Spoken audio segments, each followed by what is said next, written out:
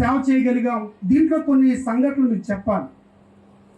ఈ మధ్యకాలంలో మనకి సాయంపాలెం గ్రామానికి చెందిన హరిబాబు గారు రాజేశ్వరి గారు దంపతులండి. వారికి 2 బిడ్డలు, 6 ఏళ్ల పాప.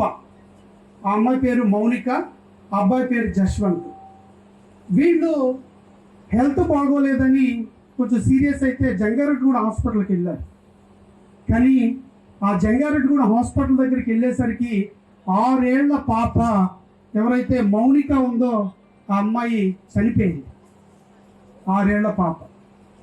అయితే డాక్టర్లు ఏం చెప్పారంటే ఈ 4 ఏళ్ల బాబు ఎవరైతే జశ్వంత్ ఉన్నాడో ఈ జశ్వంత్ బ్రతకాలి అంటే మీరు ఇమీడియట్గా వీళ్ళకి లివర్ కంప్లైంట్ వచ్చింది, ఇది ఇక్కడ చేయగలిగేది కాదు, మీరు ఇమీడియట్గా కనుక హైదరాబాద్ తీసుకెళ్ళి ఆపరేషన్ చేయిస్తేనే ఈ బాబు బతుకుతాడు జశ్వంత్ అని చెబితే హుటాహుటిన శ్రామిక జీవు ఏమీ తెలియదు మనకు అక్కడ. ఆ రాత్రి ఫోన్ చేశారు నాయకులు అక్కడ నుంచి, అయ్యా ఇది పరిస్థితి.